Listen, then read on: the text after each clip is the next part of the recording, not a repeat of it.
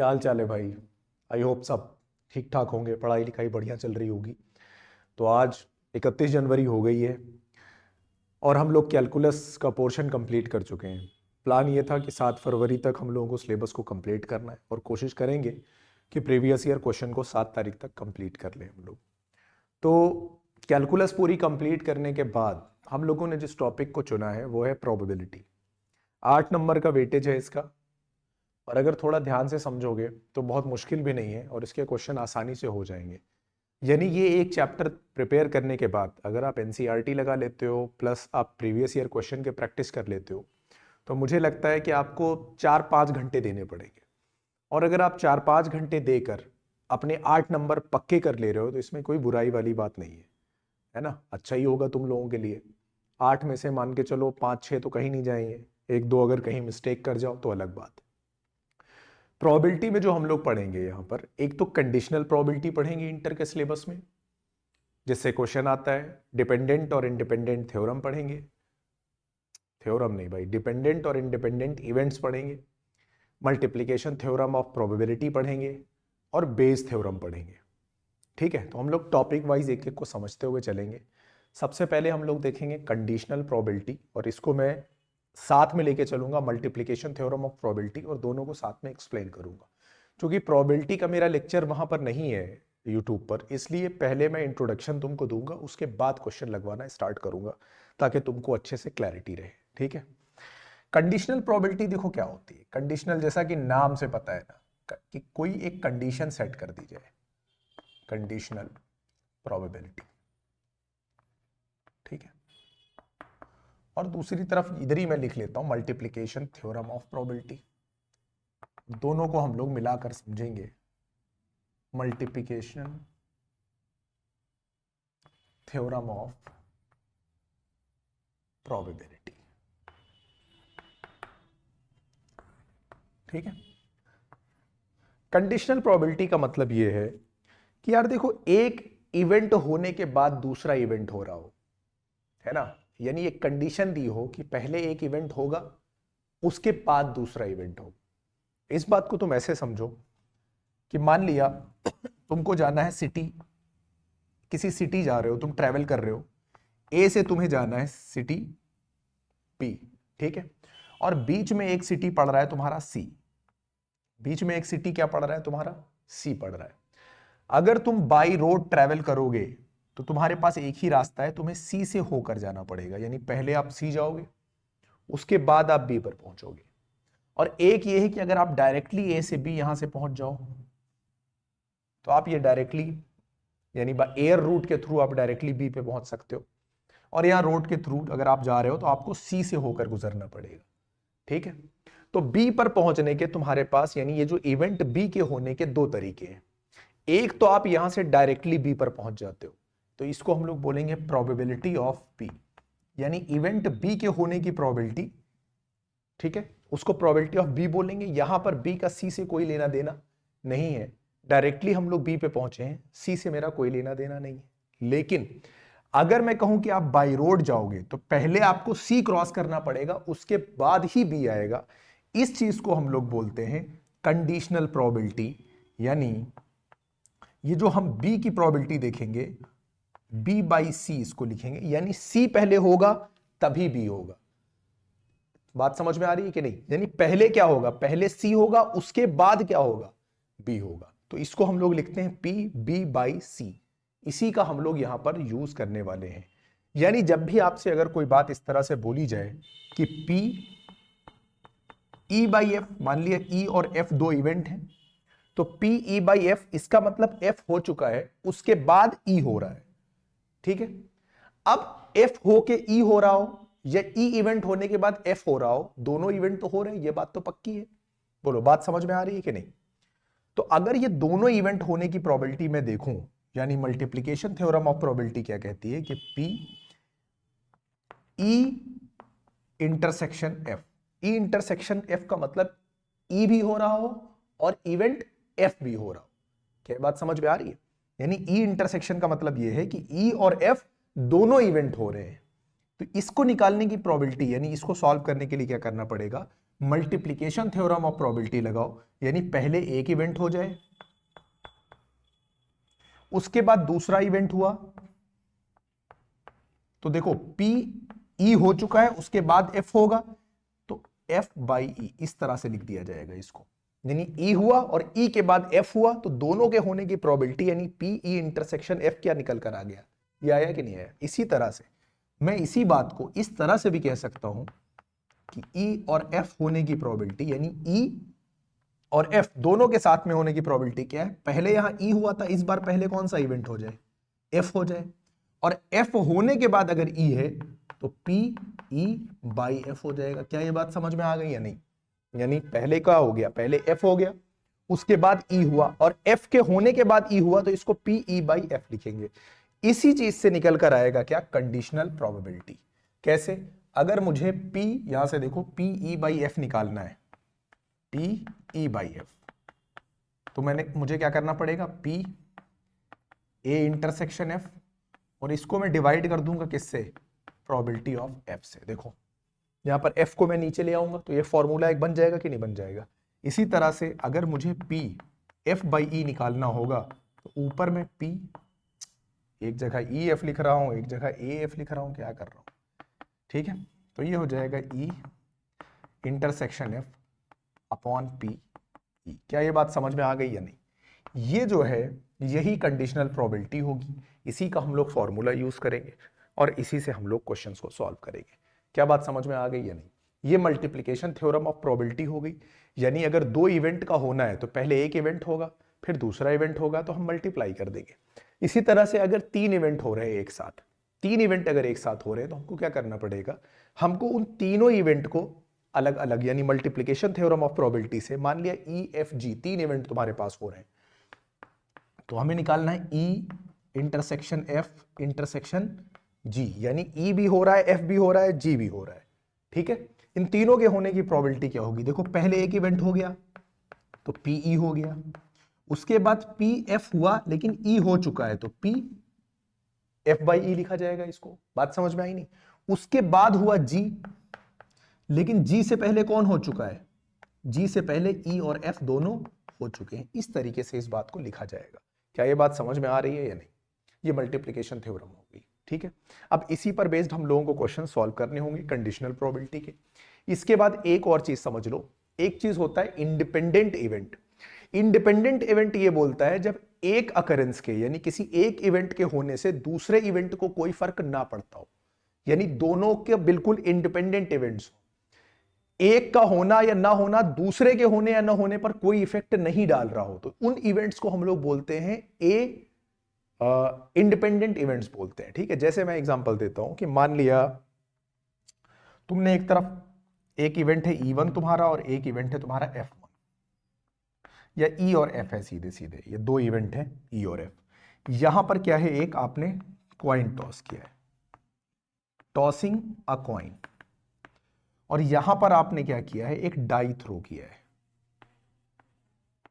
Throw अ die. यहां पे क्या किया है, कॉइन टॉस किया, यहां पे क्या किया, एक डाई थ्रो किया। इसके आउटकम क्या होते हैं, देखो आप डाई तो 1 2 3 4 5 6 यही इसके आउटकम होते हैं, और इसका आउटकम क्या होता है, हेड या टेल आता है। तो ये दोनों इवेंट जो है ना, ये दोनों इवेंट बिल्कुल इंडिपेंडेंट है, यानी इसमें 1 2 3 4 5 आने से इसके हेड टेल को कोई फर्क नहीं पड़ता है। तो ई और एफ ये दोनों कैसे इवेंट बोले जाएंगे, इंडिपेंडेंट इवेंट बोले जाएंगे। कैसे बोले जाएंगे, इंडिपेंडेंट इवेंट, यानी एफ के होने से ई को कोई फर्क नहीं पड़ता है, और ई के पहले हो जाने से एफ को कोई फर्क नहीं पड़ता है, एफ के पहले हो जाने से ई को कोई फर्क नहीं पड़ता है। तो इसको क्या बोला जाएगा, इंडिपेंडेंट इवेंट बोला जाएगा। क्या ये बात समझ में आ गई। तो अब इसी चीज को, यानी इस मल्टीप्लिकेशन थ्योरम ऑफ प्रोबेबिलिटी को अगर इससे हम लोग देखें, तो अगर इवेंट इंडिपेंडेंट है, तो यहां पर जो ये पी एफ बाई ई लिखा हुआ है, यानी ई होने के बाद एफ का होना, तो इंडिपेंडेंट इवेंट में क्या होता है, ई पहले हो या ना हो एफ को कोई फर्क नहीं पड़ता है। क्या बात समझ में आई कि नहीं। तो इसी चीज को मैं किस तरह से लिख सकता हूं कि पी ई इंटरसेक्शन एफ है अगर, तो इसका मतलब हो जाएगा पी ऑफ ई, यानी probability of E into probability of F. F by E क्यों नहीं लिखा, क्योंकि ई के होने या ना होने से एफ को कोई फर्क नहीं पड़ता है। बात समझ में आ रही है कि नहीं। इसी तरह से ये भी एफ इंटू ई हो जाएगा। क्या ये बात समझ में आ गई। अगर 3 का निकालना हो और ये ई एफ जी तीनों इंडिपेंडेंट इवेंट हैं तो P E into P F into P G इस तरीके से हो जाएगा। क्या ये बात समझ में आ गई या नहीं? इंडिपेंडेंट इवेंट वाली बात क्लियर है बिल्कुल कि नहीं? ठीक है, तो ये हो गई कंडीशनल प्रोबेबिलिटी का ये फॉर्मूला, ध्यान रखो। और ये हमारी बात हो गई किसकी? मल्टीप्लिकेशन थ्योरम ऑफ प्रोबेबिलिटी की बात हो गई। ठीक है, मल्टीप्लिकेशन थ्योरम ऑफ प्रोबेबिलिटी के बाद हमने क्या इंडिपेंडेंट इवेंट सीख लिया। बाकी तुमको बेसिक कुछ आइडिया होना चाहिए परमुटेशन एंड कॉम्बिनेशन का, स्पेशली कॉम्बिनेशन का, क्योंकि यहां पर एक फॉर्मूला कॉम्बिनेशन का याद रखो जो हम लोग इस्तेमाल करते हैं कई बार, NCR, ये इज इक्वल टू होता है n factorial upon r factorial n minus r factorial. एक ये बात तुमको याद रखनी है, ठीक है, एक ये फॉर्मूला याद रखो, कई जगह हम लोग इस्तेमाल करते हैं।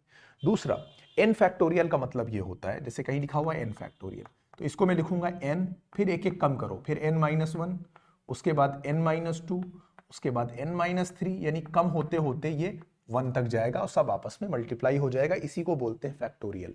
क्या बात समझ में आ रही है? यानी अगर मैंने कहीं लिखा है 4 फैक्टोरियल तो इसका मतलब होता है 4 इंटू 3 इंटू 2 इंटू 1 का तो कोई मतलब वैसे भी नहीं है मल्टीप्लीकेशन में।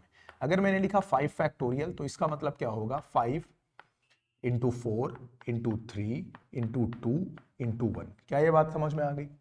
ठीक है, कब ऐसा करते हैं? जैसे जब हम कोई चीज चूज कर रहे होते हैं, ठीक है, जैसे मान लिया हमको 52 का पैक ऑफ कार्ड्स होते हैं, 52 पैक ऑफ कार्ड्स में से मुझे 4 पत्ते निकालने हैं। कैसे निकालने हैं? 4।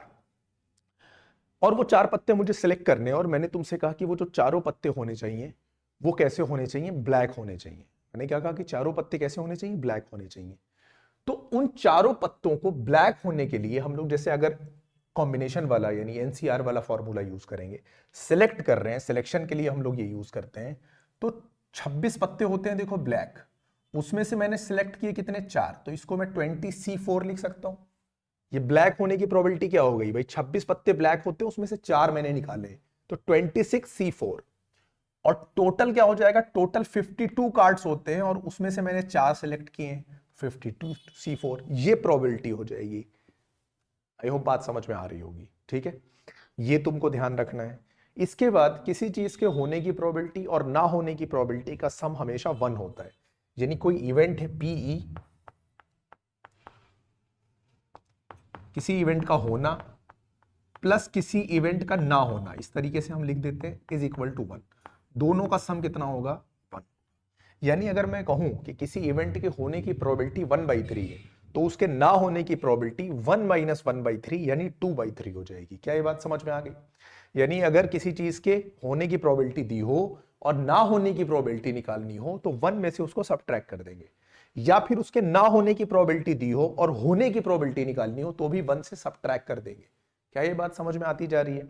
इसी तरीके से हम लोग कुछ बहुत फॉर्मूले यूज करेंगे, जैसे यहां पर पीई इंटरसेक्शन एफ है तो हम लोग कभी कभी ई यूनियन एफ वाला फॉर्मूला, जो आप लोग सेट थ्योरी से पढ़ के होंगे, 11th में भी पढ़े होंगे उस तरीके के फॉर्मूले, वो कहीं कहीं काम पड़ता है।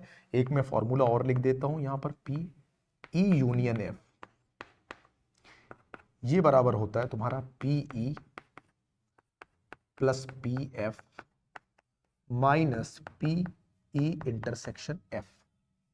ठीक है, एक ये फॉर्मूला आप नोट डाउन करो, ये आपके बहुत ज्यादा काम आएगा कई जगह पर।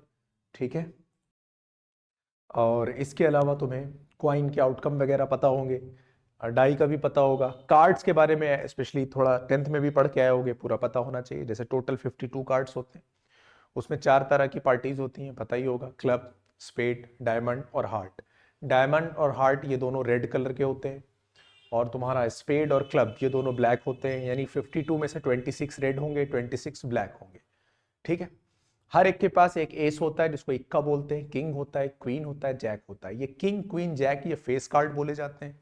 तो हर एक के पास 3 होंगे, तो टोटल 4 पार्टीज के पास 12 होंगे, यानी टोटल 12 फेस कार्ड होते हैं। अब 12 फेस कार्ड होंगे तो आधे रेड होंगे और आधे क्या बोलते हैं, ब्लैक होंगे, है ना। 6 रेड होंगे, 6 ब्लैक होंगे। तो ये कार्ड्स के बारे में बेसिक आइडिया तुमको होना चाहिए। और ये चीज़ें हो गई, और क्या बताना है मुझे? बाकी जैसे जैसे क्वेश्चन में काम पड़ता जाएगा, जैसे जैसे हम लोग देखेंगे जिस चीज़ की जिस क्वेश्चन में ज़रूरत होगी वो सॉल्व करेंगे। पहले कंडीशनल प्रोबेबिलिटी और इंडिपेंडेंट इवेंट्स के कुछ क्वेश्चंस हम लोग देखेंगे, उसके बाद हम लोग बेस थ्योरम करेंगे जो कि बहुत ज़्यादा इंपॉर्टेंट है। बात समझ में आ रही है? ठीक है, चलो फिर देखते हैं, कुछ क्वेश्चंस ट्राई करते हैं, उसके बाद हमें आइडिया लगने लगेगा कि कितनी बातें समझ में आई हैं और कितनी नहीं समझ में आई हैं। चलो फिर स्टार्ट करते हैं।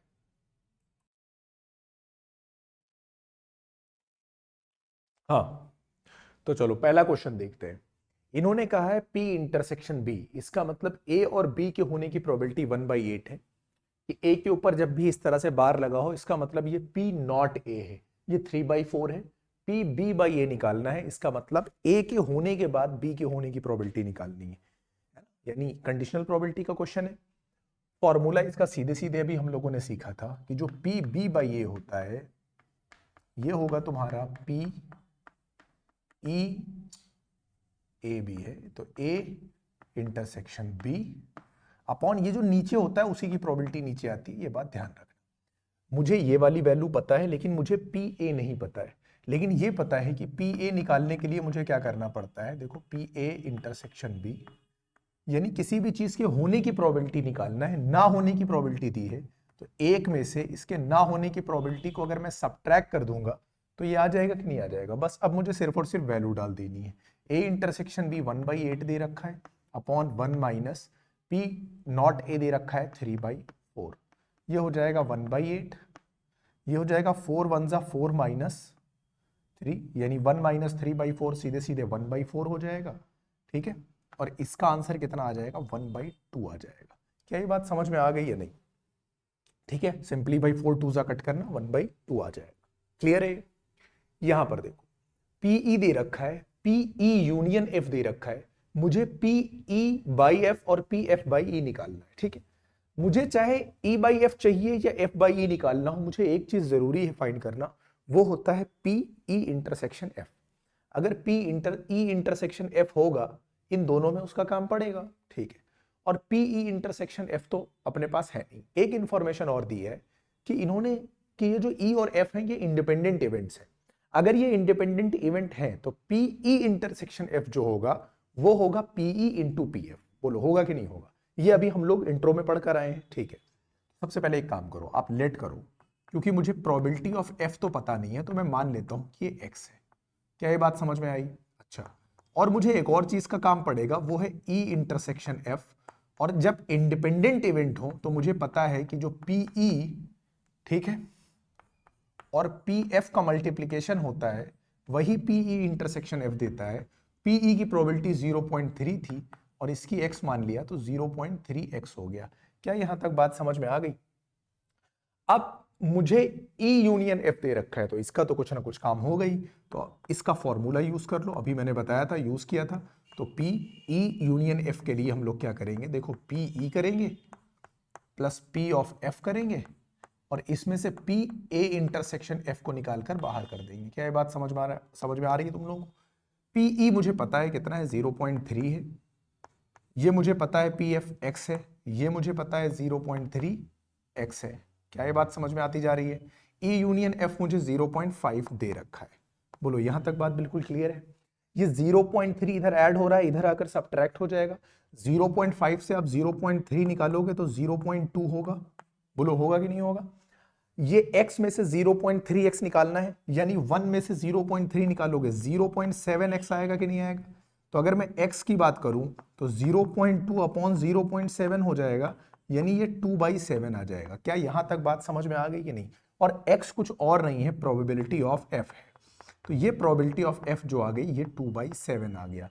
अब मुझे प्रोबेबिलिटी ऑफ e पता है, मुझे प्रोबेबिलिटी ऑफ f पता है। इन्होंने मुझसे कहा कि भाई e/f आप मुझे फाइंड करके दे दो, यही तो इन्होंने बोला, तो चलो करते हैं।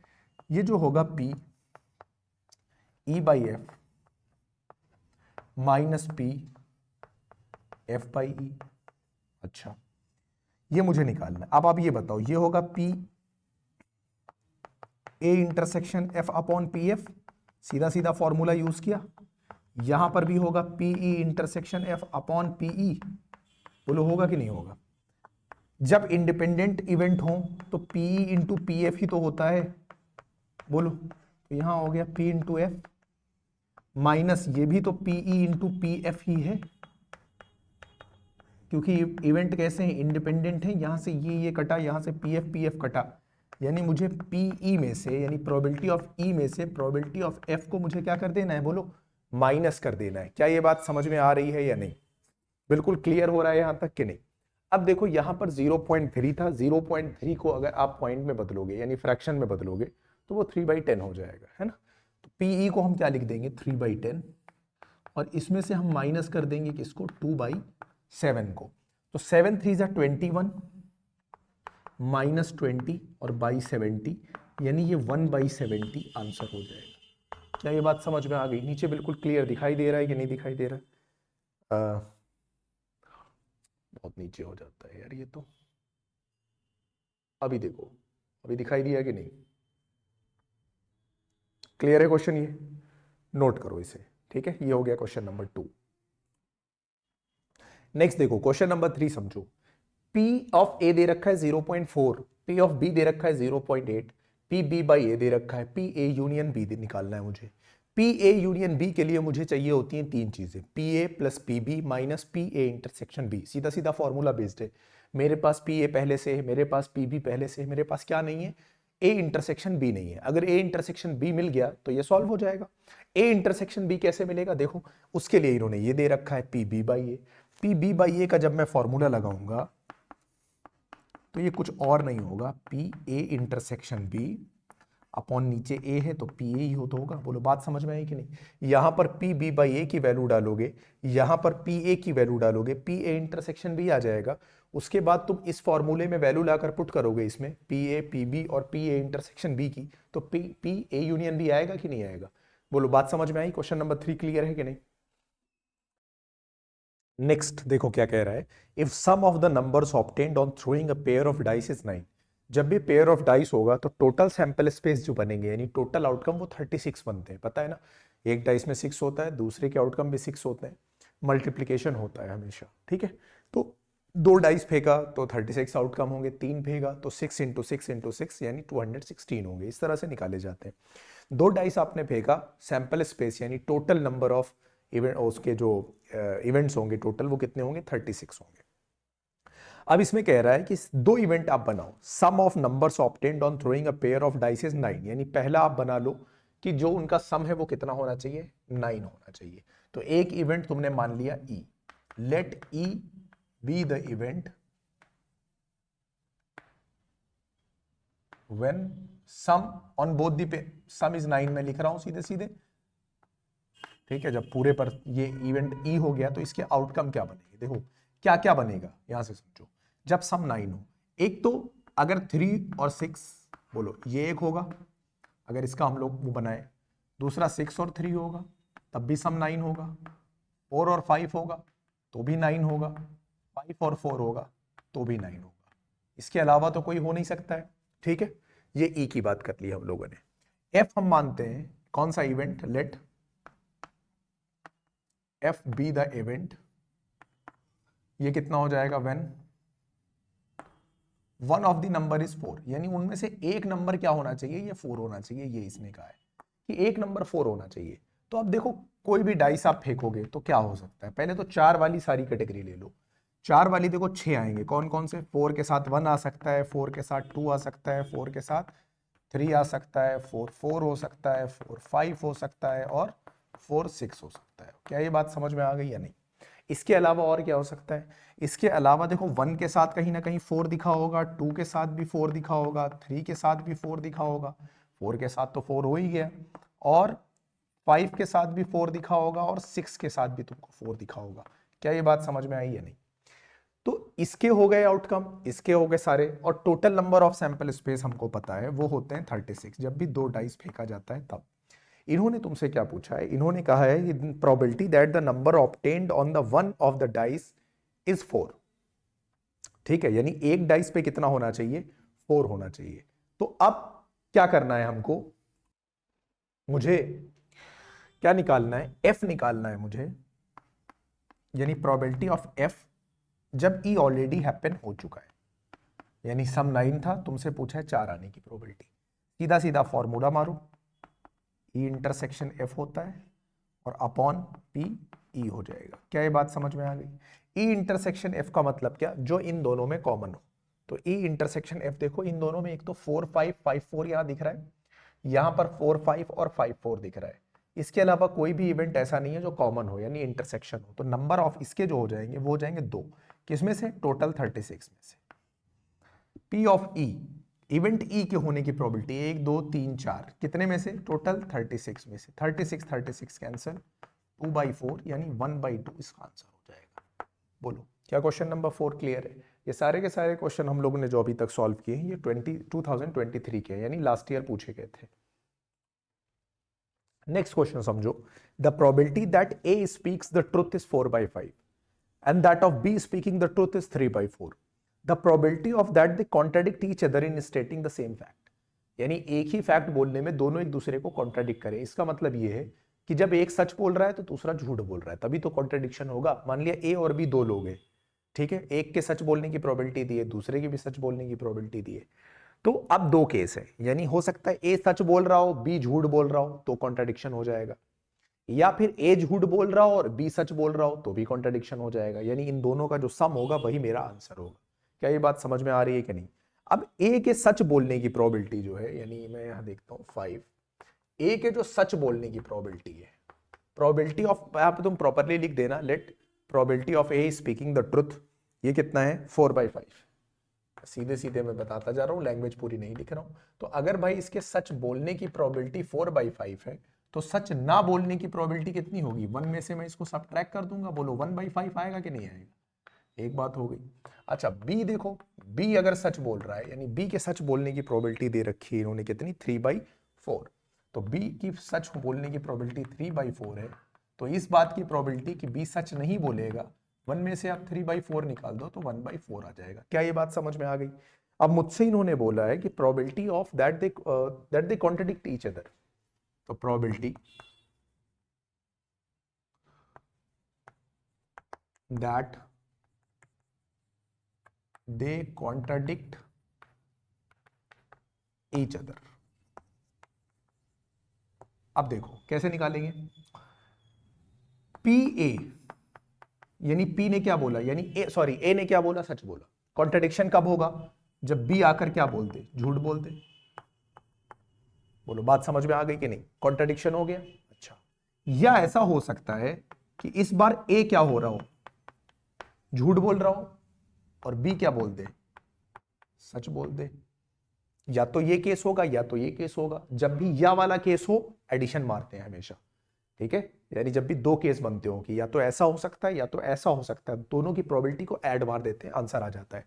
पी ए सीधा कितना है, 4/5 इंटू बी के झूठ बोलने की कितनी हो जाएगी, 1/4 प्लस पी का यहां झूठ बोलना 1/5 और बी का सच बोलना 3/4। अब इसको तुम सॉल्व कर लो। देखो हम लोग यहाँ कट नहीं करेंगे क्योंकि एलसीएम सेम रखना है, तो ये 4/20 और यहाँ 3/20 यानी ये 7/20 मेरा आंसर हो जाएगा। क्या ये बात समझ में आ गई? क्वेश्चन नंबर 5 क्लियर है बिल्कुल कि नहीं? ऑप्शन ए इसका आंसर हो जाएगा। इसके बाद देखो क्वेश्चन नंबर 6 समझ लो, कह रहा है 5 fair coins are tossed simultaneously. जब भी क्वाइन फेंकते हैं या जब भी डाइस फेंकते हैं तो हम लोग उनके टोटल आउटकम को मल्टीप्लाई करते चले जाते हैं, तो हमें पता चल जाता है। जैसे एक क्वाइन फेंका, आउटकम 2 होंगे, 2 क्वाइन फेंका, 2 2 4 हो जाएगा, 3 फेंका, 2 2 4 2 8 हो जाएगा। तो इसी का एक फॉर्मूला बनकर आ गया कि जितने भी बार आप क्वाइन को टॉस करोगे 2 to the power n उसका फॉर्मूला हो जाता है। यानी अगर आपने 2 बार किया है उसको टॉस, तो टोटल आउटकम जो बनेंगे वो 2 की पावर n बनेंगे, यानी 4। 2 की पावर n का मतलब 2। अगर आपने 3 बार फेंका है तो 2 की पावर 3 यानी 8। 4 बार फेंका है तो 2 की पावर 4 यानी 16। इसी तरह से डाइस में भी होता है, 2 बार डाइस फेंकी 6 स्क्वायर, 3 बार फेंका 6 क्यूब, 4 बार फेंका 6 की पावर 4। तो जब भी आप क्या करोगे, आप, इन्होंने क्या कहा क्वेश्चन में कि 5 डाइसेस हैं, फेयर डाइसेस हैं, तो टोटल आउटकम जो उनसे बनेगा वो कितना बनना चाहिए, 2 की पावर 5 यानी 32 बनना चाहिए। क्या ये बात समझ में आ गई? ये टोटल आउटकम हो जाएंगे, ठीक है। ये क्या हो गए, टोटल आउटकम कितने हो गए, 32 हो गए। इन्होंने क्या कहा कि एटलीस्ट 1 हेड्स कम, यानी एक ना एक पर हेड जरूर है। अब ऐसे बहुत से पे हेड आ रहा होगा, हम क्या देखेंगे कि हम देखेंगे कि सब पर टेल आ जाए। सब पर टेल आ गया इसका मतलब किसी पर भी हेड नहीं आया, यही तो मतलब हुआ कि सारे क्वाइन पर क्या आ जाए, टेल आ जाए। सारे क्वाइन पे टेल्स आ गया इसका मतलब किसी पर भी हेड नहीं आया। और उसके बाद जब हम उसको 1 से सब्ट्रैक्ट कर देंगे तो हमें वो आउटकम मिल जाएंगे जिसमें जिसमें मेरे पास क्या आ रहे होंगे, हेड आ रहे होंगे। बात समझ में आ रही है कि नहीं? तो एक ही आउटकम ऐसा होगा ऑल टेल का, ऑल टेल्स यानी सब 5 के 5 सिक्कों पर कितना आ जाए, टेल टेल टेल टेल, ऐसा एक ही आउटकम बनेगा। 1/32 होगा जब सारे के सारे क्या होंगे, टेल्स होंगे। तो एटलीस्ट 1 हेड आ रहा है तुम्हारे पास, एटलीस्ट 1 हेड की प्रोबेबिलिटी, एक में से इसको घटा दो भाई। इसका मतलब क्या है कि एक भी हेड नहीं आया, और इसको जब 1 से हटाओगे तो इसका मतलब किसी ना किसी में तो हेड आ ही रहा होगा। यह आंसर हो गया तुम्हारा क्वेश्चन नंबर 6 का। नोट करो इसे। देखो क्वेश्चन नंबर 7 अब देखो, probability of being not a, यानी ए के ना होने की प्रोबेबिलिटी दे दी, बी के ना होने की प्रोबेबिलिटी दे दी, ठीक है, ए और बी के होने की प्रोबेबिलिटी दे दी, और इन्होंने कहा कि बी ना हो और उसके बाद ए भी ना हो, है ना, ये निकालना इवेंट। अब इसका अगर जो हम लोग कंडीशनल प्रोबेबिलिटी का फॉर्मूला सीख के आए थे, तो इसको कुछ ऐसे ही तो लगाएंगे, P not A by not be अगर मुझे करना है तो P not A intersection not be upon P not B. बोलो क्या ये बात समझ में आई कि नहीं? यही फॉर्मूला तो बनेगा कंडीशनल प्रोबेबिलिटी के अकॉर्डिंग। पी नॉट बी तो मुझे यहां से मिल जाएगा, इसको निकालना पड़ेगा। इसको देखो, इसको हम लोग ऐसे भी लिख सकते हैं, पी ए यूनियन बी, यानी ए यूनियन बी ना हो, यानी ना तो ए हो ना तो बी हो। बात समझ में आ रही कि नहीं? यहां पर क्या किया कि भाई ए भी नहीं हो बी भी नहीं हो, उसका क्या लिया हम लोगों ने, इंटरसेक्शन ले लिया, है ना, यानी ए भी नहीं हो रहा और बी भी नहीं हो रहा। यहां पर ए यूनियन बी यानी ए और बी, और उस पर क्या लगा दिया, नॉट, यानी ए यूनियन बी नहीं हो रहा, ठीक है, अपॉन पी बी। ये सीधे सीधे बात समझ लेना फॉर्मूले से, ठीक है, यानी ना तो या तो ए या तो बी नहीं हो रहा है, बात दोनों सेम है। मुझे अगर ए यूनियन बी निकालना है, यानी इसका नॉट, तो 1 में से किसी भी चीज को मैं क्या करूंगा, जैसे ए यूनियन बी को मैं सब्ट्रैक्ट कर दूं, probability of A union B, तो ये आ जाएगा कि नहीं, और पी बी। क्या ये बात समझ में आ रही है कि नहीं? अच्छा, अब क्या मैं ये फाइंड कर सकता हूं ए यूनियन बी? तो देखो यहां से मैं फाइंड कर सकता हूं, पी ए इंटरसेक्शन बी दे रखा है, अगर पी नॉट ए दे रखा है तो पी ए निकाल सकता हूं, यहां से पी बी निकाल सकता हूं। तो देखो पूरा मैं सॉल्व नहीं करूंगा, बस मैं लिख दे रहा हूं, देखो पी ऑफ ए, ये अगर मुझे निकालना है तो 1 माइनस पी नॉट ए करूंगा, तो 1 माइनस 1/2 होगा, तो ये 1/2 हो जाएगा। पी बी, अगर पी बी मुझे निकालना है तो 1 माइनस पी, ये नॉट ए, नॉट बी को सब्ट्रैक्ट करूंगा, 1 माइनस 2/3 यानी ये 1/3 हो जाएगा। अब मैं क्या करूंगा, पी ए यूनियन बी निकालूंगा, उसके लिए मुझे क्या चाहिए, P A plus P B minus P A intersection B. बोलो यही तो चाहिए। पी ए भी मुझे अब पता है, पी बी भी मुझे पता है, पी ए इंटरसेक्शन बी भी मुझे पता है, यहां से सॉल्व करूंगा ये निकलेगा, ये वैल्यू ले जाके यहां डालूंगा, काम खत्म हो जाएगा। बिल्कुल बात समझ में आ रही है कि नहीं? क्वेश्चन नंबर आ जाओ 8 पर। क्वेश्चन नंबर 8 क्या कह रहा है, ये सब देखो 2023 की क्वेश्चन है, लास्ट ईयर पूछे अच्छे अच्छे क्वेश्चन है। A problem in mathematics is given to 3 students whose chances of solving it are 1/2, 1/3, 1/4. If the events of their solving the problem are independent, ठीक है, यानी एक के सॉल्व करने से दूसरे को कोई फर्क नहीं पड़ता है, ये मतलब हो इंडिपेंडेंट का, then the probability that the problem will be solved. अब प्रॉब्लम सॉल्व होने के देखो कई तरीके हैं, हो सकता है ए सॉल्व कर दे बी और सी ना कर पाए, हो सकता है बी कर दे ए और सी ना कर पाए, हो सकता है सी कर दे ए और बी ना कर पाए, ऐसा भी हो सकता है कि ए और बी सॉल्व कर दें सी ना कर पाए, बी और सी सॉल्व कर दें ए ना कर पाए। तो इस तरह से अगर हम लोग आउटकम बनाएंगे तो बहुत ज्यादा बन जाएंगे, ठीक है, और फिर सबको प्लस करना पड़ जाएगा।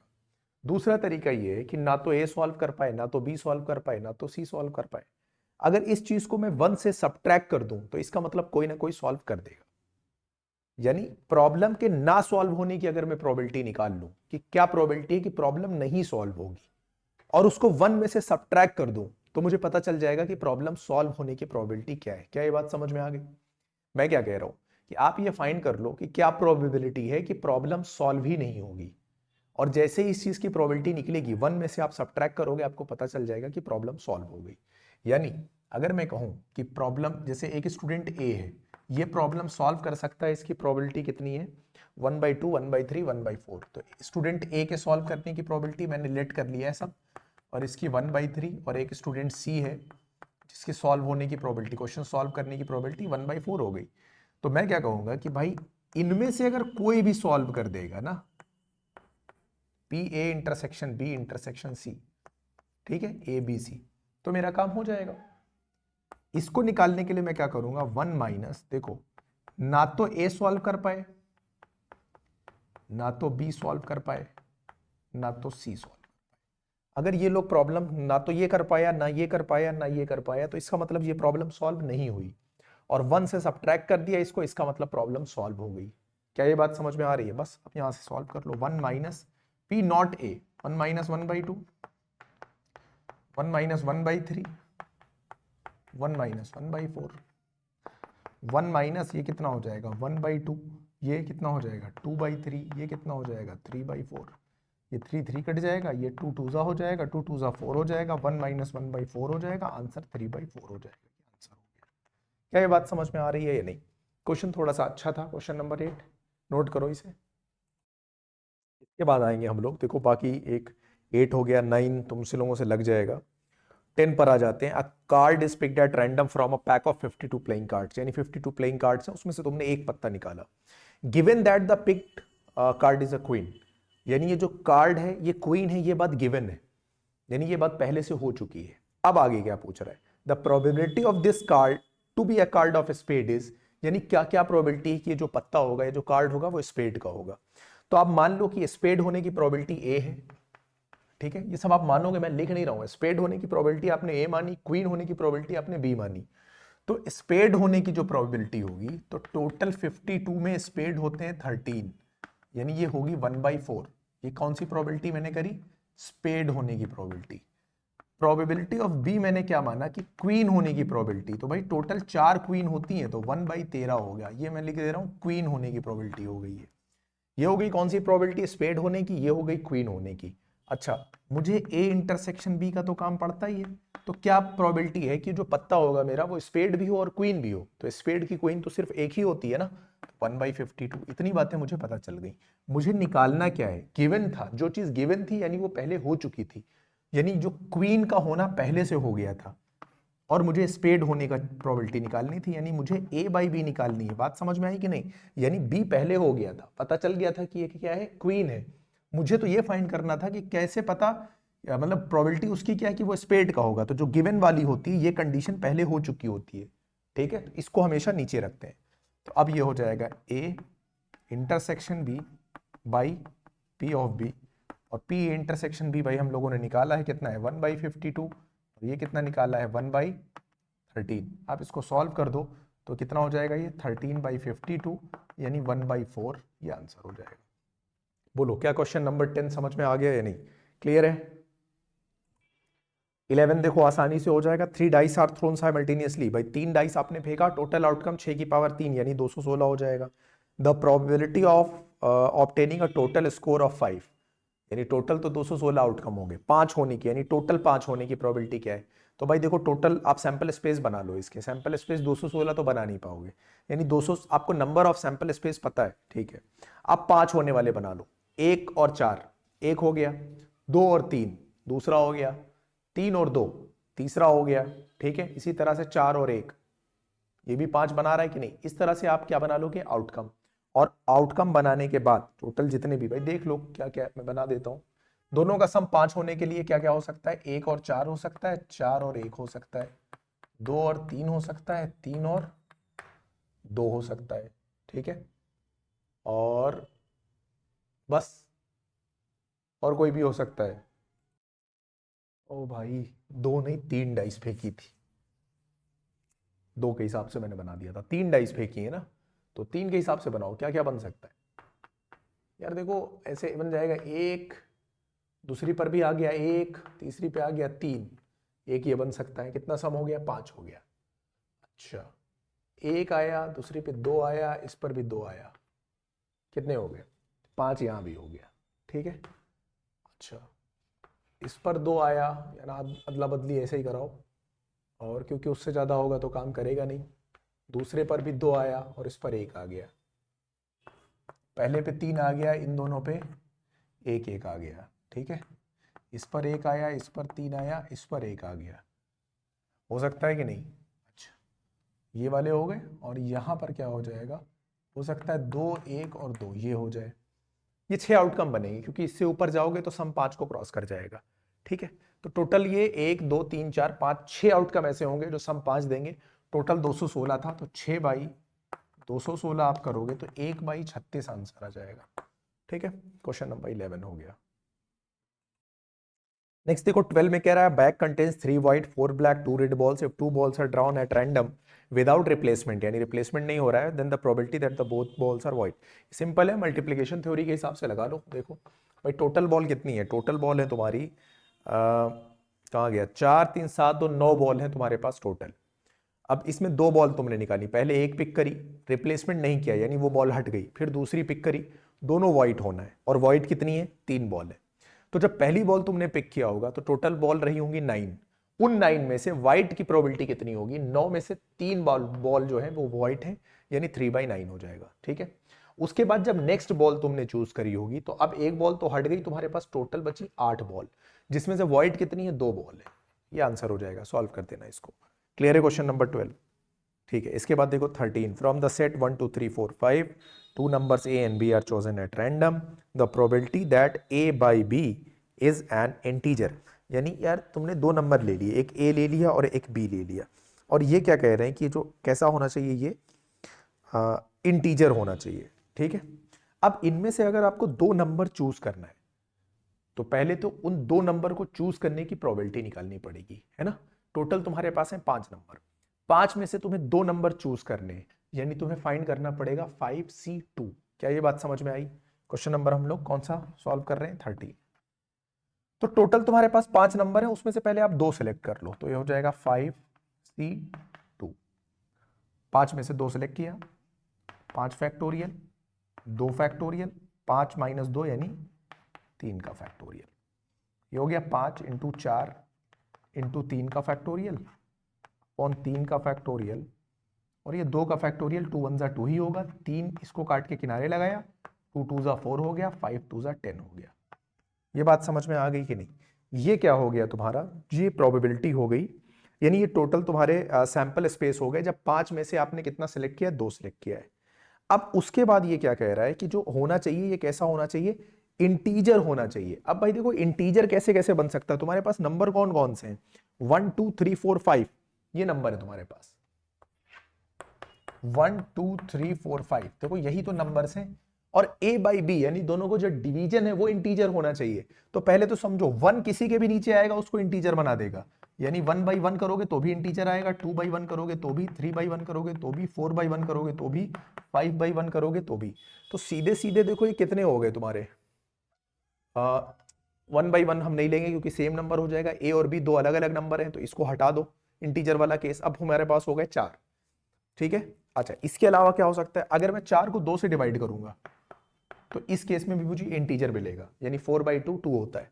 इसके अलावा मैं किसी को डिवाइड करूंगा तो इंटीजर नहीं मिल रहा है, देखो 2 से 5 को मारोगे 2.5 आएगा, 2.5 इंटीजर नहीं होता। इंटीजर समझते हो ना, फ्रैक्शनल कंपोनेंट ना हो, नंबर अपने आप में कंप्लीट हो। 3 को 2 से मारोगे 1.5 हो जाएगा, 1 को 3 से मारोगे, यानी जब डिवीजन अप कर रहे हो इन 5 आउटकम को छोड़कर तो किसी में भी क्या मिल रहा है, इंटीजर नहीं मिल रहा है।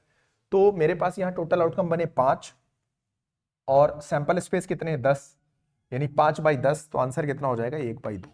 बोलो क्या बात समझ में आ गई या नहीं? मैंने 2 नंबर चूज करने हैं 5 में से, टोटल निकाला मैंने 5C2, ये मुझे सैंपल स्पेस पता चल गए कि 5 में से 2 नंबर चूज करने के टोटल 10 तरीके होंगे। उसमें से मुझे A बाई बी वो हमेशा क्या होना चाहिए, इंटीजर होना चाहिए, तो ऐसे सिर्फ 5 मिलेंगे केस, 5/10 हो जाएगा, आंसर मेरा 1/2 हो जाएगा। क्या क्लियर है ये क्वेश्चन? इसके बाद आप देख लो तुम्हारा क्वेश्चन नंबर 18 समझ लो। ठीक है, मैं वो क्वेश्चंस करा रहा हूँ जिस टाइप का होता जा रहा है तुमसे लग जाएगा, वो मैं छोड़ रहा हूँ, तुम लोग खुद प्रैक्टिस कर लोगे।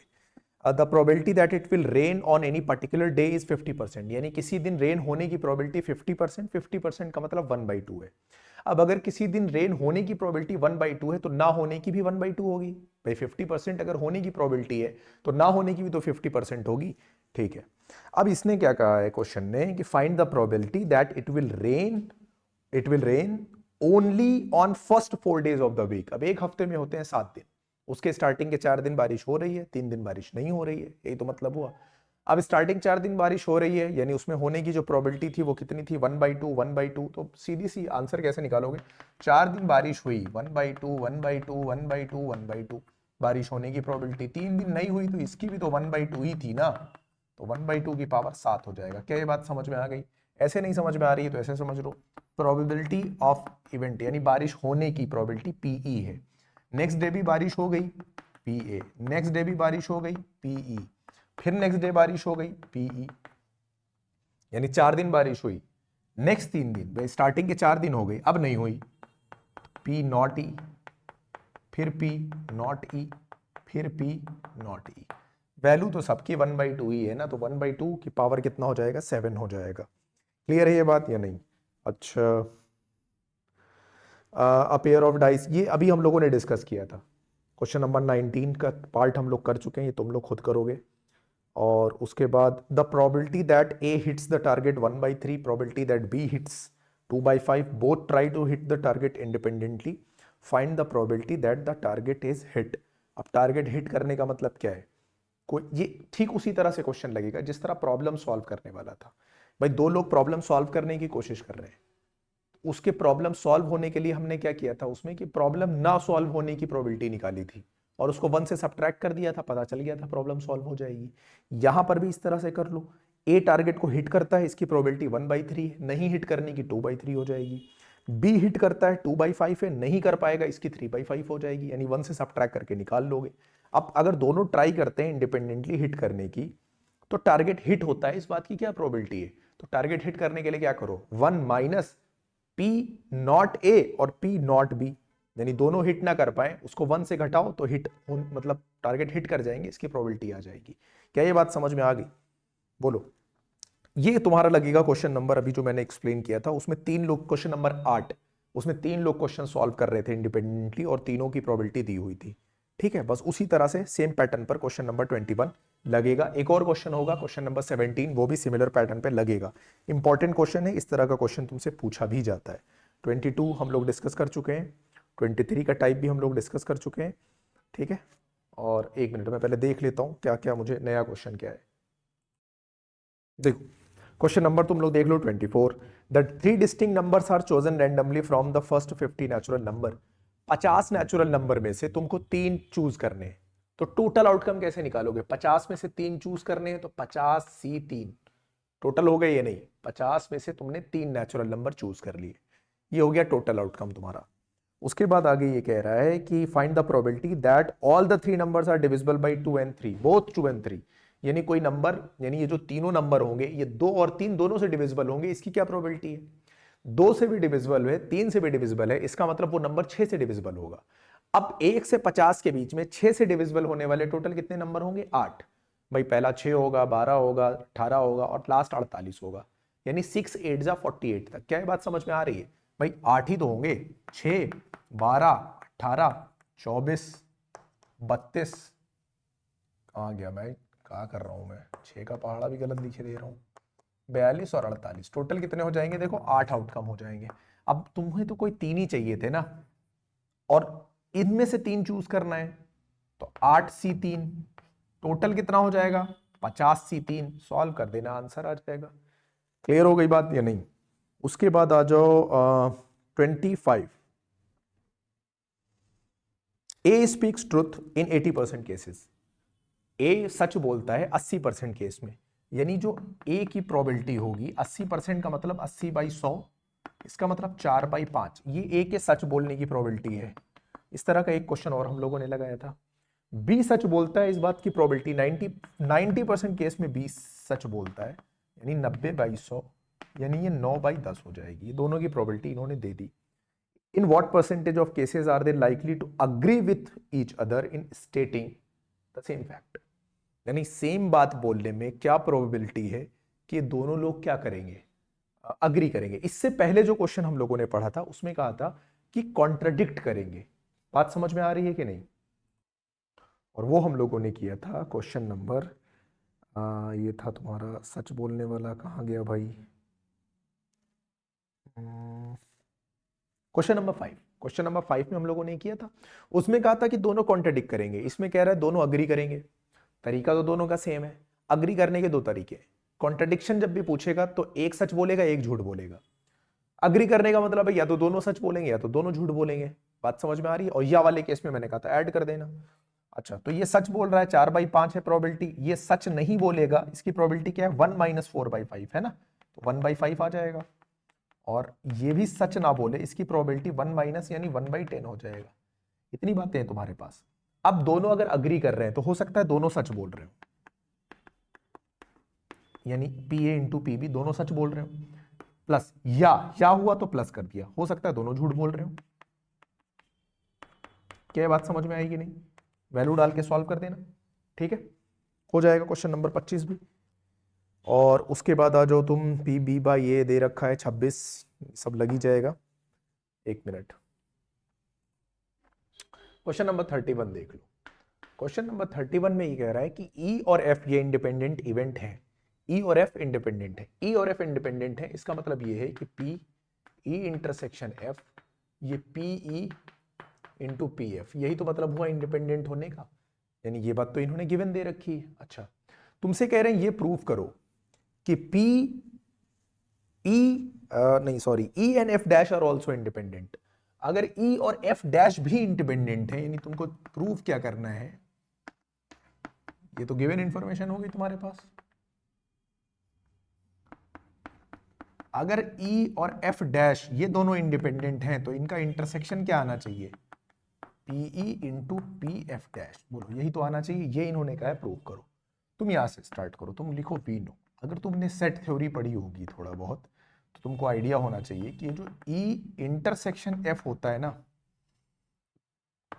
E इंटरसेक्शन F0 ये बराबर होता है PE, और इसमें से PE इंटरसेक्शन F को तुम क्या करो, सबट्रैक्ट कर दो।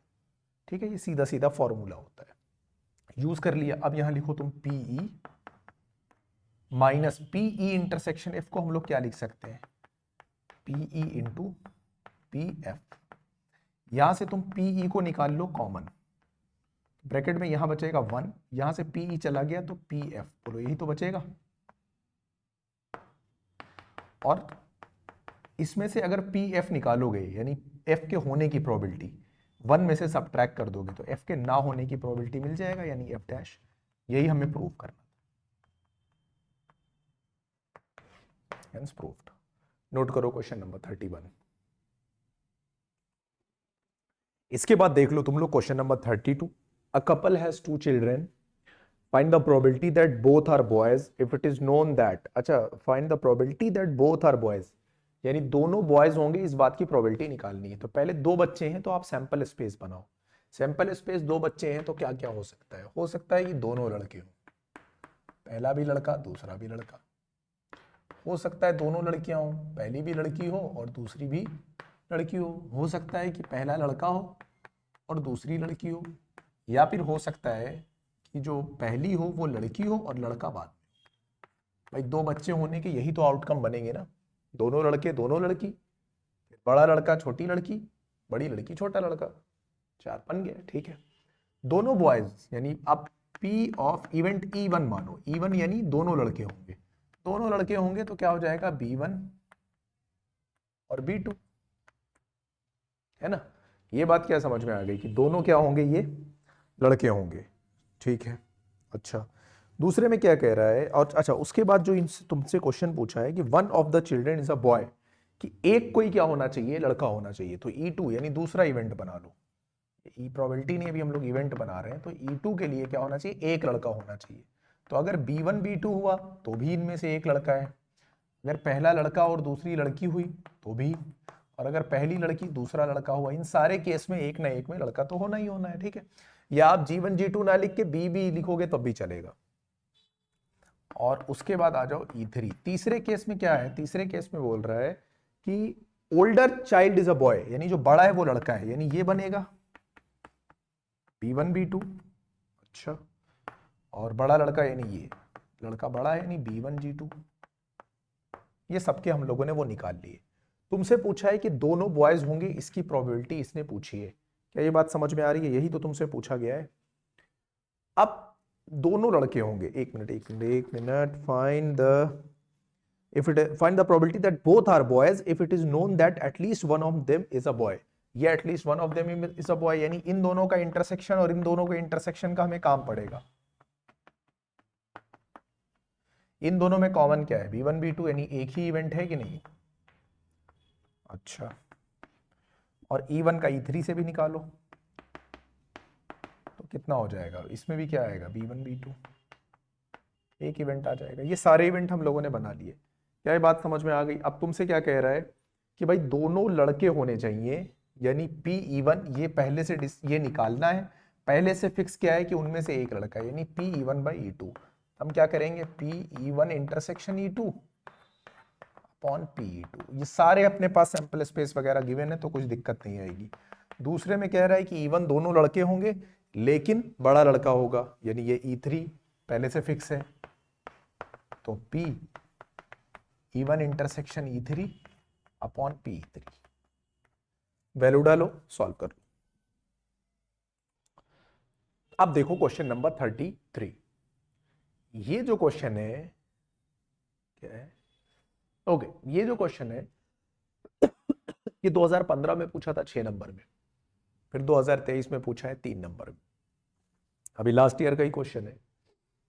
तो देखो कैसे करना है, ये इंफॉर्मेशन इन्होंने दी है, PA intersection not B 1/4, PA intersection यानी PA नॉट इंटरसेक्शन B 1/6 दे रखा है। यहां से देखो, और एक और इंफॉर्मेशन है कि A और B इंडिपेंडेंट इवेंट है, इस पे ध्यान रखना, क्वेश्चन में लिखा हुआ है, ठीक है। तो PA intersection not B is equal to 1/4 दे रखा है। तो मैं कह सकता हूं चूंकि ये दोनों इंडिपेंडेंट इवेंट हैं तो PA और P नॉट B ये 1/4 हो जाएगा।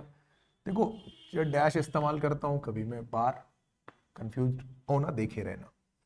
अच्छा, PA हो गया, और मुझे फाइंड क्या करना है, देखो PA और PB मुझे दोनों फाइंड करना है, यानी एक तो मुझे प्रोबेबिलिटी ऑफ A और प्रोबेबिलिटी ऑफ B ये दोनों मुझे बताने हैं। तो यहां से देखो, इसको मैं लिख सकता हूं 1 - PB, बोलो लिख सकता हूं कि नहीं। P नॉट B निकालना है तो 1 में से मैंने प्रोबेबिलिटी ऑफ B को घटाया तो ये आया कि नहीं आया। अच्छा, अगर मैं इंटू करा दूं तो ये हो जाएगा PA 1 PA, और PA उधर इंटू करेगा तो PA इंटू PB, और ये इज इक्वल टू हो जाएगा 1/4। ये हो गई इक्वेशन 1। क्या ये बात समझ में आ गई।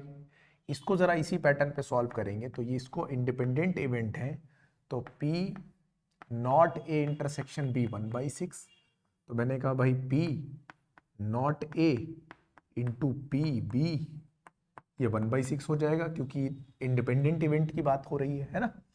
तो अब मैं क्या करूंगा कि भाई P, और इसको मैं क्या लिख सकता हूं 1 - PA, ए की ना होने की प्रोबेबिलिटी ऐसे ही निकलती है, अगर ना होने की दी हो तो होने की प्रोबेबिलिटी ऐसे निकलती है, PB 1 PB minus PA into PB into करा दिया मैंने, 1/6 आ गया। ये हो गया इक्वेशन नंबर 2। क्या ये बात समझ में आ गई या नहीं, ठीक है। अब एक काम करो, इसमें से इसको कर दो सब्ट्रैक्ट, ठीक है, सब्ट्रैक्टिंग सेकेंड फ्रॉम 1। देखो जब सब्ट्रैक्ट करोगे तो ये आ जाएगा PA माइनस PB। देखो ये वैल्यू कट हो जाएगी क्योंकि सेम वैल्यू है, माइनस ये भी, माइनस PA PB ये भी, माइनस PA PB ये भी, सब्ट्रैक्शन में साइन बदलेगा, ये दोनों कट के किनारे हो जाएंगे, और राइट हैंड से 1/4 में से मैं 1/6 को सब्ट्रैक्ट करूंगा तो ये जो PA माइनस PB निकल कर आएगा, ये निकलेगा तुम्हारा कितना भाई, ये 6 और 4 का एलसीएम कितना होता है 12, ये 3 - 2 यानी 1/12। बोलो क्या ये बात यहां तक समझ में आ गई या नहीं। अच्छा, इसको मैं क्या कह सकता हूँ, यहां से मैं कह सकता हूँ कि PA जो होगा वो 1/12 प्लस PB होगा, हाँ या ना। ये हो गई तीसरी बात, यानी अब अगर मुझे PB मिल जाए तो PA अपने आप निकल कर आ जाएगा। मैं लिखूंगा यहां से let PB is equal to x, मैं इसको क्या मान लेता हूं, PB को x मान लेता हूं, ठीक है। अब इसको चाहो तो तुम लाकर इस वाले में पुट कर दो, चाहो तो लाकर इस वाले में पुट कर दो। PB देखो यहां पर मैं लाकर पुट कर देता हूं, तो PB यहां पर देखो ये x हो जाएगा, PA और जो तुम्हारा PB यहां पर भी कितना हो जाएगा, x हो जाएगा। तो दोनों वेरिएबल हो जाएंगे, यहां नहीं रखते हैं इसको, नहीं तो पी ए को हम लोग ये वाली वैल्यू भी ले जाकर रिप्लेस कर देते हैं, ठीक है। पी ए को देखो यहां से उठाओ, पी ए को हम लोग लिख सकते हैं 1/12 प्लस एक्स, बोलो लिख सकते हैं कि नहीं?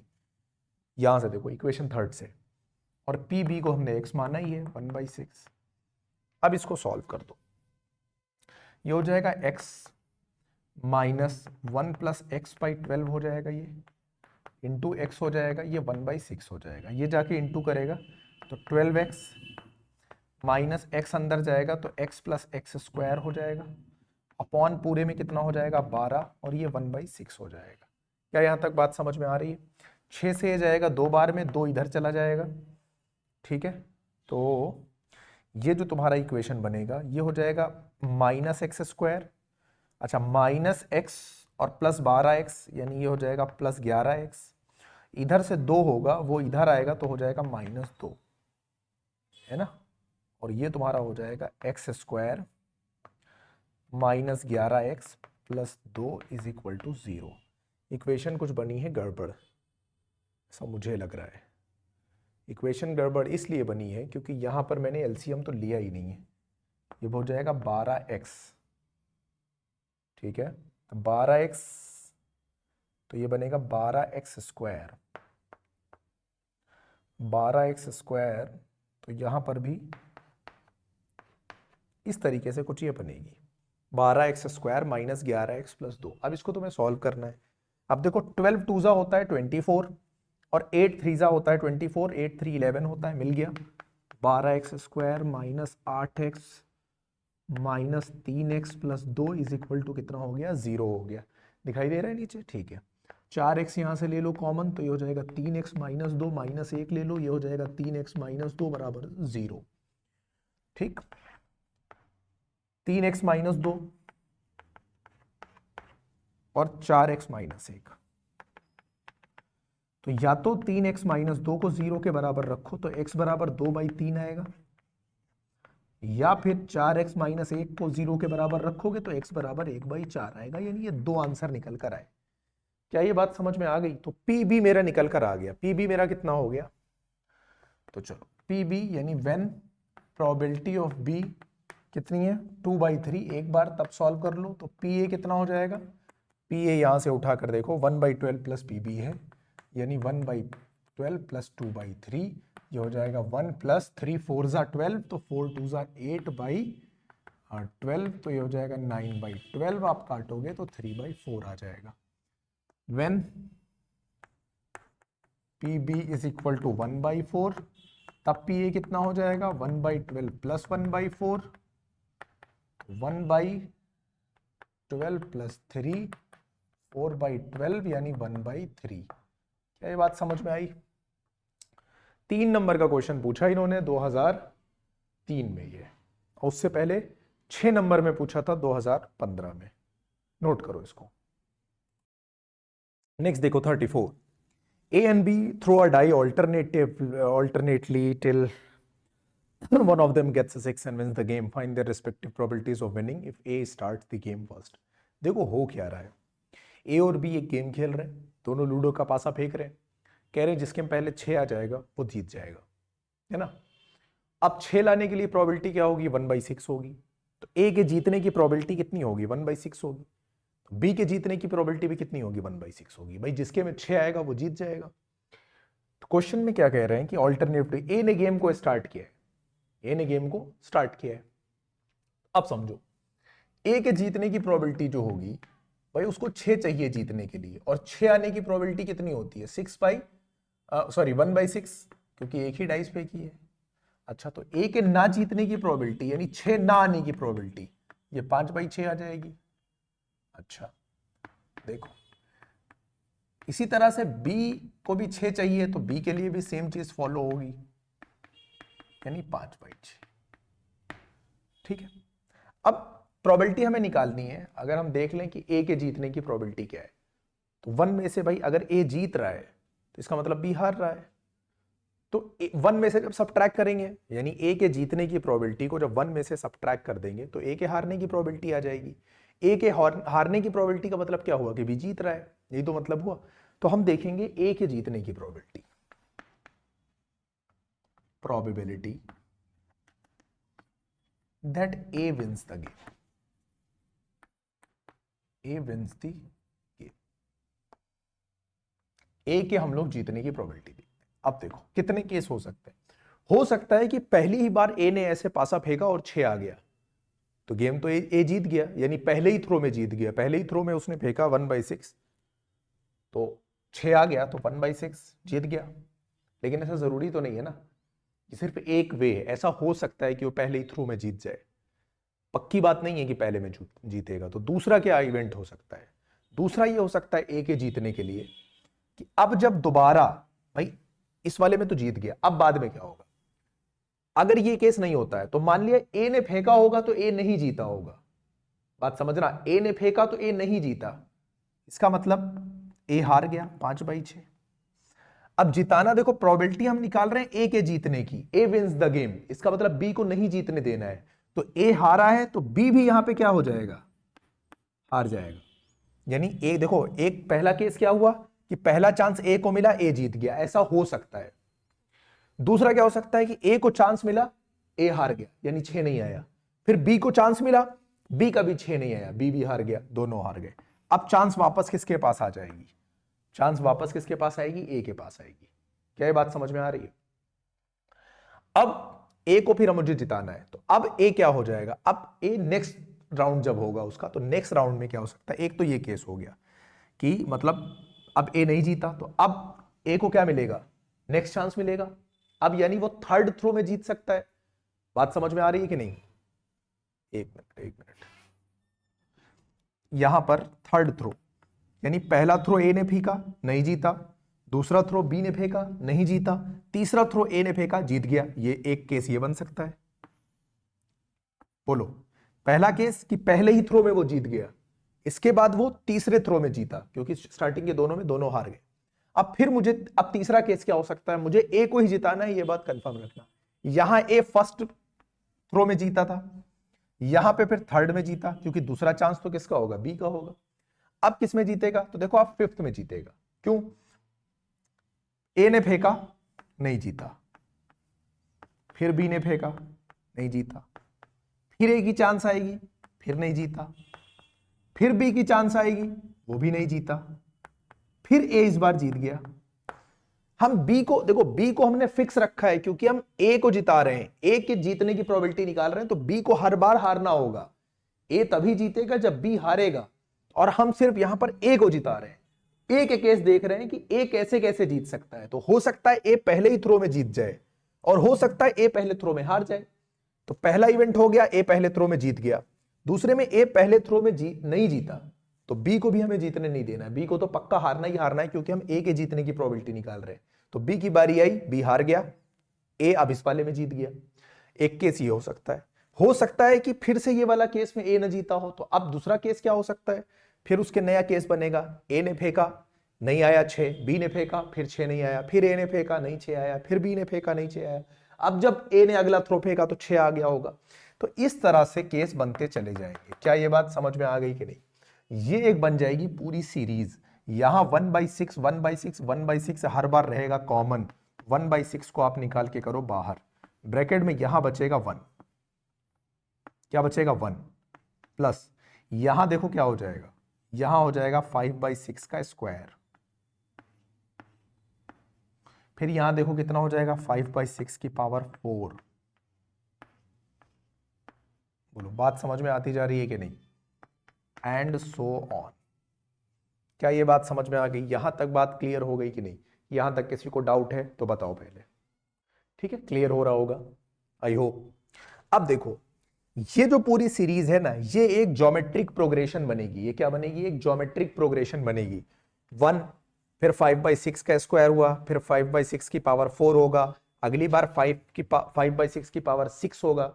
यानी ये क्या है? ये एक ज्योमेट्रिक सीरीज है और इनफाइनाइट है, यानी ये चलती चली जा रही है। इसका आंसर सीधे सीधे हो जाएगा 1/1 माइनस 5/6 का स्क्वायर। तुम कहोगे ये कैसे होगा? ठीक है, ये ऐसे होगा कि sum of infinite series of GP GP ना समझ में आए तो ज्योमेट्रिक प्रोग्रेशन लिख देता हूं। Geometric progression is equal to होता है a अपॉन 1 माइनस आर, जहां पर r एक से छोटी कोई वैल्यू होती है। क्या ये बात समझ में आई? r हमारा यहां पर कॉमन रेशियो होता है। अगर तुम लोगों ने 11th में पढ़ा होगा ना तो ये आइडिया होगा तुम लोग, इसको कॉमन रेशियो बोलते हैं।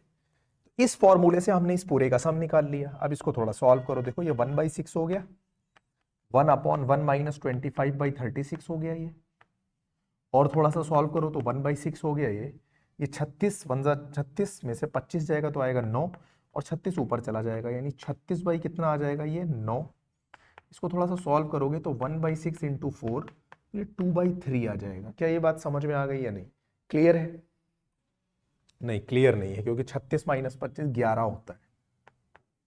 तो ये हो जाएगा तुम्हारा 6 6 36, ये हो जाएगा 6/11। ये आ गई ए के जीतने की probability.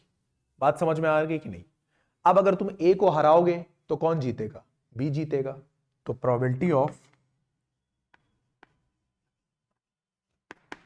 B winning the game, B winning the game, B के जीतने का मतलब ए हार गया, 1 माइनस 6/11 कर दो, 5/11 हो जाएगा, आंसर हो जाएगा। क्वेश्चन क्लियर है कि नहीं? अच्छा क्वेश्चन था ये 34, नोट करो। अब देखो सेम पैटर्न का क्वेश्चन नंबर 36 है, सेम पैटर्न का, अभी जो हम लोगों ने डिस्कस किया 2016 में ये आया है, ठीक है, और इसी तरीके का 37 भी है, सिमिलर पैटर्न का दोनों क्वेश्चन है। अब अभी जो 34 लगाया उसी तरह से ये भी लगेगा। ये कह रहा है कि भाई अगर इसमें ए और बी, यानी फिर से इस बार क्या कर रहे हैं, जैसे पिछले वाले क्वेश्चन में क्या कर रहे थे, एक डाई फेंक रहे थे, 6 आ रहा था जो जीत जा रहे थे, इस बार 2 डाइस फेंकी जा रही है ना। If it gets total of 7 and B wins, यानी एक बार ए फेंकता है फिर बी फेंकता है, तो ऐसा होता है कि अगर टोटल 7 आ गया तो जीत जाता है कौन? ए, और अगर 10 आया तो बी जीत जाता है। तो अगर आप 2 डाइस फेंकोगे ना तो टोटल जो इवेंट बनेगी 2 डाइस फेंकने पर, यानी नंबर ऑफ सैंपल स्पेस, ये टोटल बनेंगे 36, है ना, 36 बनेंगे।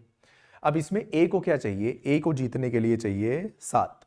अब 7 कैसे कैसे आ सकता है? यानी ए के लिए, जो ए के लिए तुम्हारे पास चाहिए वो चाहिए तुम्हारे कौन कौन हो सकते हैं? देखो ए के लिए 7 वाले सम, यानी एक पर ए आए, 1 आए और 6 आए, 6 आए और 1 आए, 2 आए और 5 आए, 5 आए और 2 आए, 3 और 4 आ जाए, 4 और 3 आ जाए।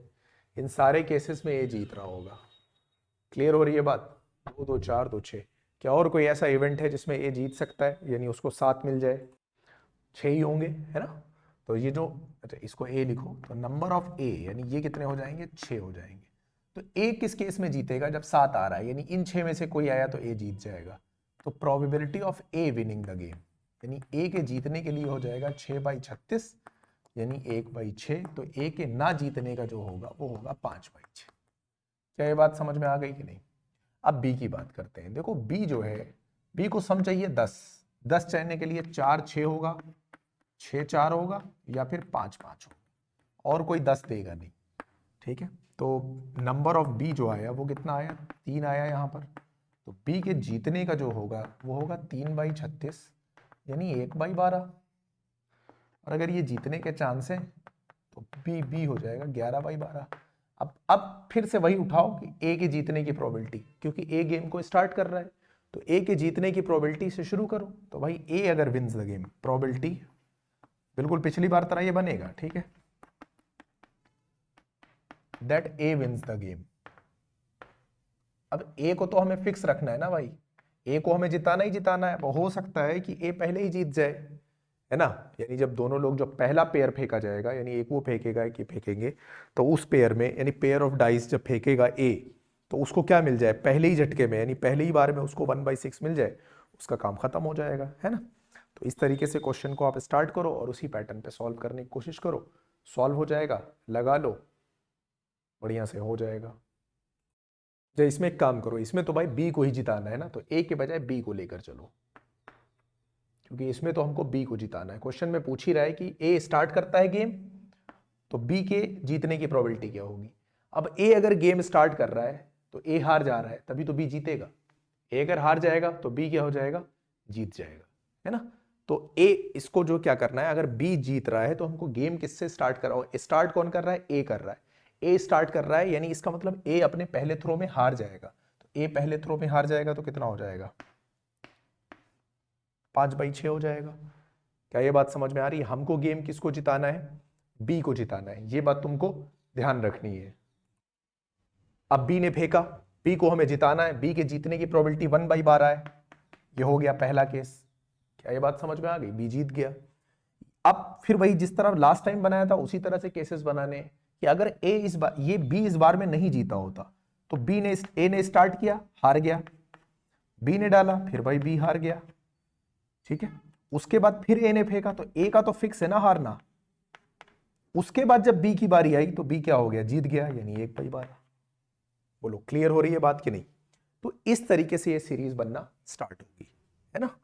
तो और उसके बाद फिर इसी तरह से आगे बनाते जाओगे। इसमें देखोगे ये और यहां ये देखो कॉमन होके बाहर जाएगा, है ना।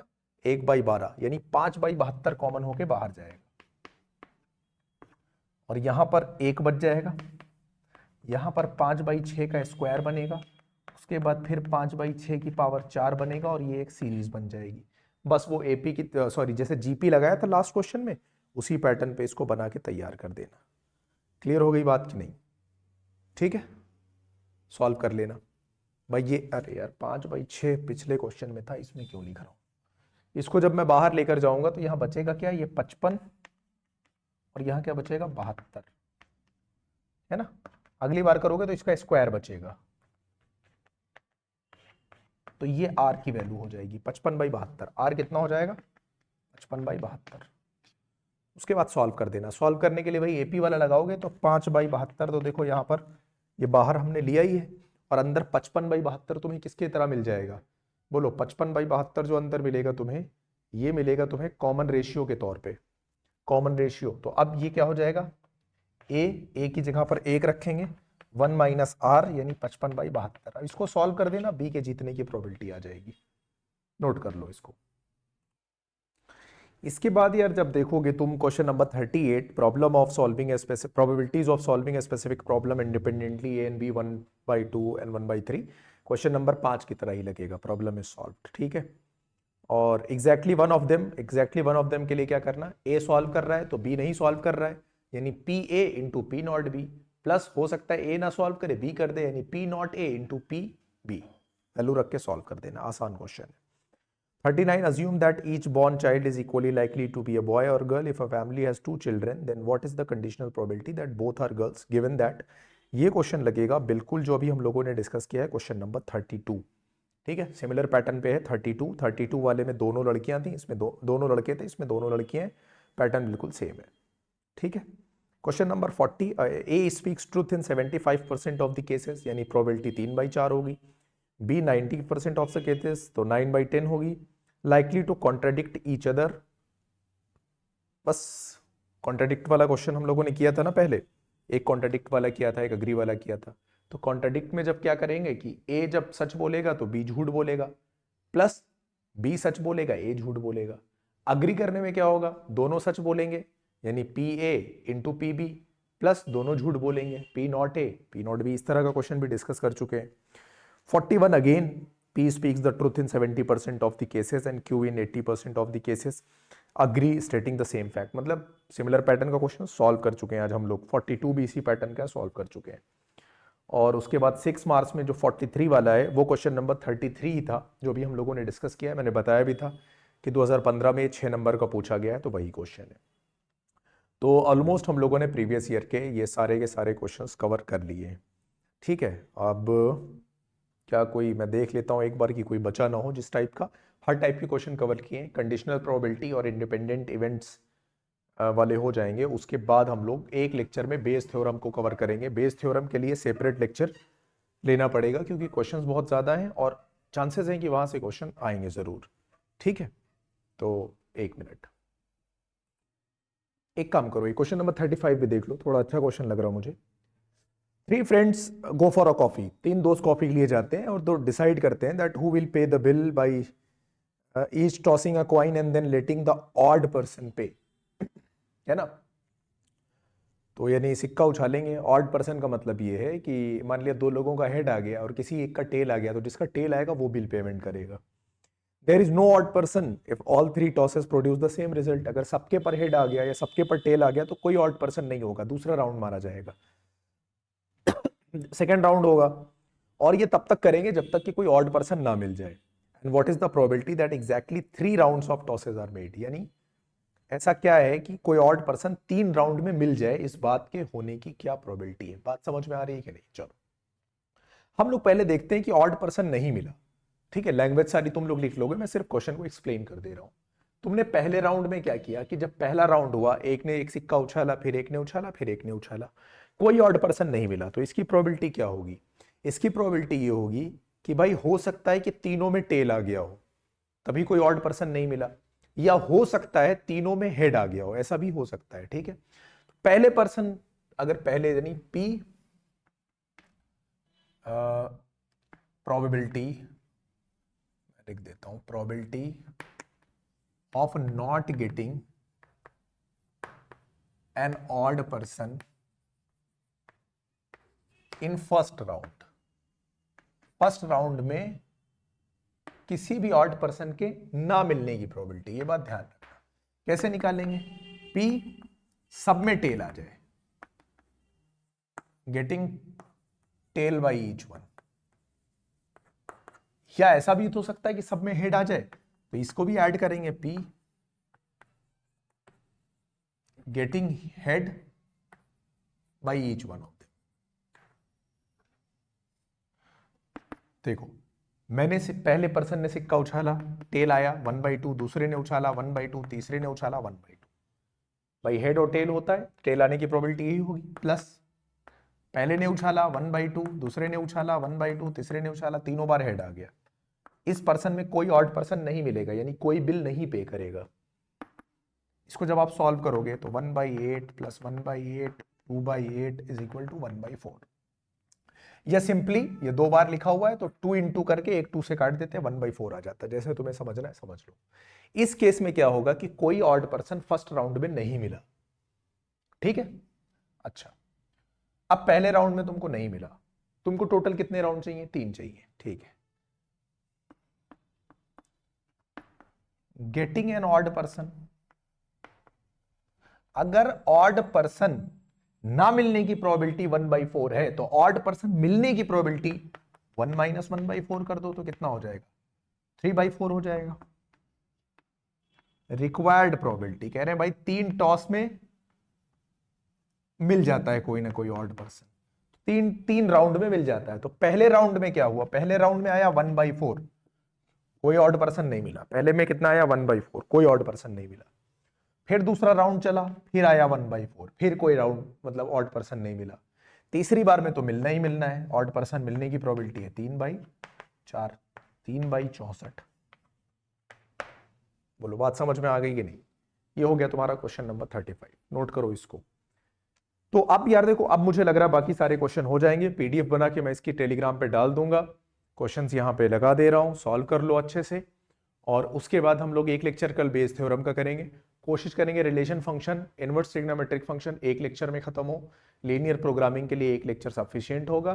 फिर हमारे पास बचेगा वेक्टर और डिटर्मिनेंट्स मैट्रिसेस। ठीक है, मैट्रिसेस डिटर्मिनेंट्स में हम लोग सिर्फ इंपॉर्टेंट क्वेश्चन जो एग्जाम पॉइंट ऑफ व्यू से जो अक्सर पूछे जाते हैं, बिल्कुल आसान वाले डिस्कस नहीं करेंगे, वो करके खत्म करेंगे। और 7 से पहले पहले जैसा प्लान है खत्म हो जाएगा।